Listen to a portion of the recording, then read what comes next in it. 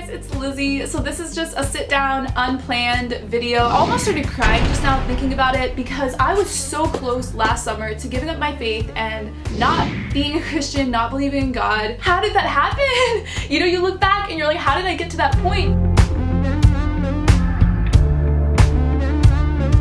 Something else, so one of you tweeted me asking me about what my theory is on hell for people who are not saved. And I know everyone's going to disagree with this, but I feel like, what do I not say that half of you don't hate? So I don't really believe that hell is a place. I think it's really difficult for any of us to understand any of this. So when I say anything about theology, it's kind of just like an idea. I'm not saying 100%. Clearly, I'm not claiming my videos are any kind of doctrine. I don't even formally agree with any church, so I'm not presenting this as doctrine or anything ever in my video. I'm not presenting as doctrine. I took an Old Testament class my last semester of Pepperdine, and we learned about the layout of the Jewish city. And it was so interesting. So the way the cities were set up, and this completely relates to my hell theory, just keep listening. So the ancient Israelite cities, there would be a house, and then when the son would have a wife, he'd build a house connected to the house.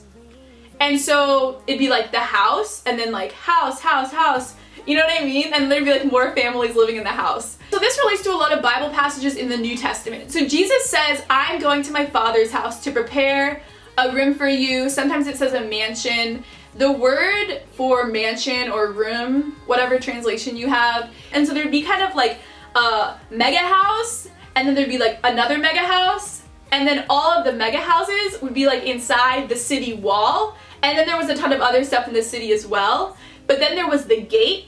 And we always talk about Heaven's Gate. Yeah, we always hear about that. Guess what? The gate went up in the morning and down at night. And then also in the New Testament, Jesus talks about, he refers to hell as the trash dump burning outside of the city. That's how he refers to hell. And of course, like I said, I'm not presenting this as doctrine. These are just my thoughts. This is just my current theory I have construed that makes sense to me. And I wrote a whole poem on this. It's just taking a long time to edit.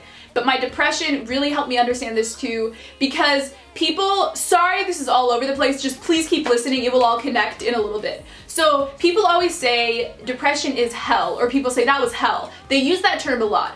And when I was in depression, it was not painful, I was not crying, it wasn't painful, it wasn't what I expected for it to be hell. But the reason it was so bad, it was because it was a mere existence. It didn't feel like I was fully alive. I wasn't feeling, I wasn't able to think clearly, I didn't have connection to my memories. And there are a lot of other things too, depression tries to isolate you from other people, and it's so comfortable. Depression is just you want to lay in your bed all day and not leave, and it's this lie that that's the best thing, to just isolate yourself and do nothing and not get close to people.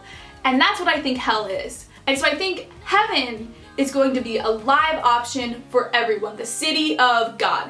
I think that some people, right after we die, are going to be immediately in the city. Some people who knew God when they were on earth. I think other people who may never have heard of the gospel, they will either be right outside the gate, or they will be further away from the gate. They'll look, they'll see the light, they will come running, they'll be so excited, stoked, so happy God exists, it will be amazing.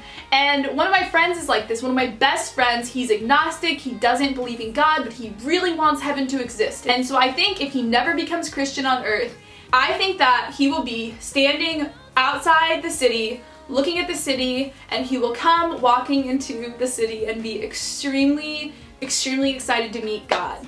And I think other people will not want to. And I think hell is not a place. I think just hell is getting further and further and further and further away from the city's gates. And I think within the city, there's this closeness between everyone. I could talk for 25 more minutes about this hell theory, but basically that's all it is that it's fluid. It's not black and white. It's some people are born into the city. Some people are born right outside, far away. Some people can walk out of the city if they want to, stop being in heaven. But I don't think it's black and white. And I think that it's the only way that makes sense to me for people who don't know God on earth, because I am a Christian. I grew up in a Christian home in a Christian nation, so it was really easy for me to get to know God, whereas 2 billion people in the world never even hear about Jesus.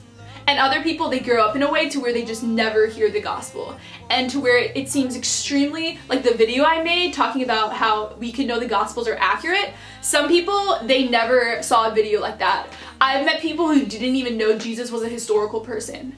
And so people like that living in our country, why is they're not gonna end up, it's extremely unlikely they'll end up in the city either.